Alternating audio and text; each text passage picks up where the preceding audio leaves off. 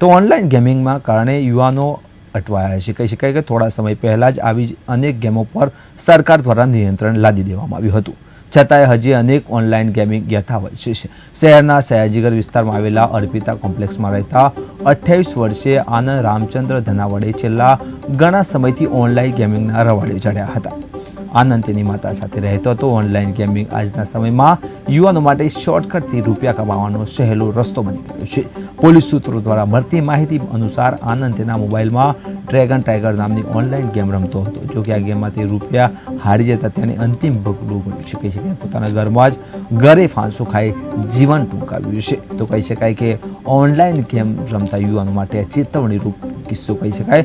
વડોદરામાં ગેમના શોખમાં યુવકને મોત મળ્યું છે। કહી શકાય ગેમમાં પૈસા હારી જતા જીવન ટૂંકાવ્યું છે। યુવાને ઘરે ફાંસો ખાઈ જીવન ટૂંકાવ્યું છે। ગેમ પર સરકાર દ્વારા નિયંત્રણ પણ લાદી દેવામાં આવ્યું છે, પરંતુ તેમ છતાં અનેક ગેમો એવી છે જ્યાં પૈસાનો યુવાનો વેરફાર પણ કરી રહ્યા છે।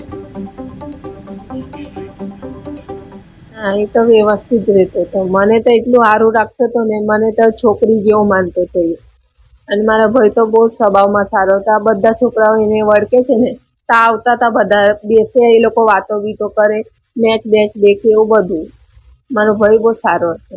હવે લગન લેવાનું હતું ને, તો એમને મેં ના 18 તારીખે લેવાનું હતું લગન, તેમને મેં ફોન કરીને ના પાડી દીધી કે હવે મારા ભાઈને એવું થયું છે, તો અત્યારે નહીં લગન થાય।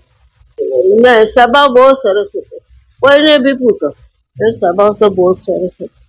કોઈ જાતની મગજમારી ના, કોઈ જાતની કઈ નહીં। પપ્પા આવે મારા જોડે વાતો કરે, બેસે। એક નોકરી નહીં કરતો હતો, અમે તમને કહી દઈએ પપ્પા। અને કઈ જરૂર પડે તો મારા પાસે 5-50 રૂપિયા લેતો તું, મારા પાસે માંગી લે તો મારા મમ્મી મને આપે, મેં હાલતી તું। એની નોકરી નહીં તો કઈ જાય, હે એ તો ધમાલ। ના, એ તો વ્યવસ્થિત રહેતો હતો। મને તો એટલું સારું રાખતો હતો ને, મને તો છોકરી જેવો માનતો હતો એ। અને મારા ભાઈ તો બહુ સ્વભાવમાં સારો હતો।